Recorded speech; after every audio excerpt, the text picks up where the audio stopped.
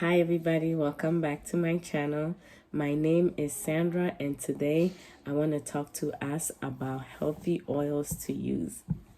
A lot of times when we're cooking, we are using vegetable oils.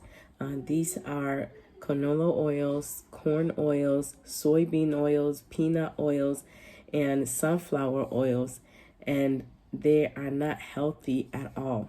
And why are they not healthy? They're not healthy for us because of the way they're made. So how are these oils processed? So to get all the oil out of these seeds, they use a chemical called hexane.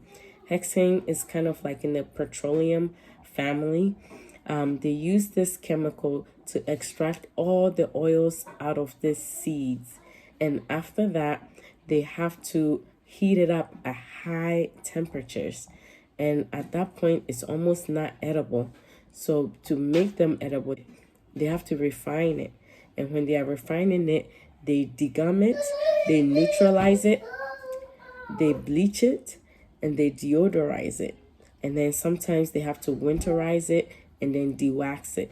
And then it gets transported a long distance to get to the stores. At this point, this is when we buy it and then we use it in our meals.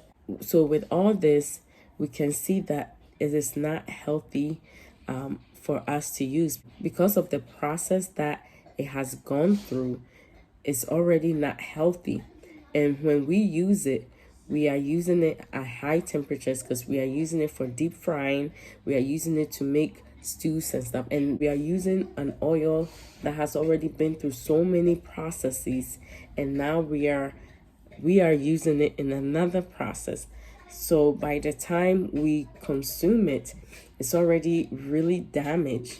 And then when we consume it, it becomes inflammatory in our body. It's very toxic for our cells. We are using these oils over time, and it is causing us to have inflammation, chronic inflammations in our bodies.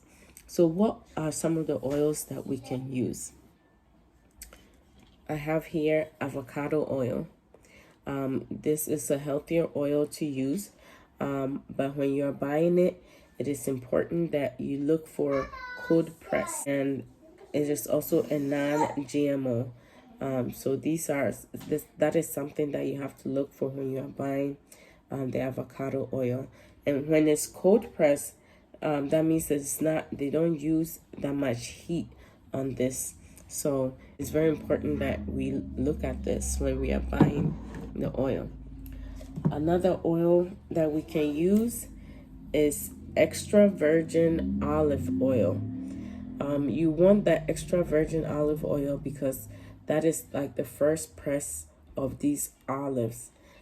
So it is very rich, and this is cold press. And another thing with olive oil, extra virgin olive oil, when you are buying it, you want an oil that is from one origin. This one is from Italy. It's an Italian olive oil. I got this from Costco.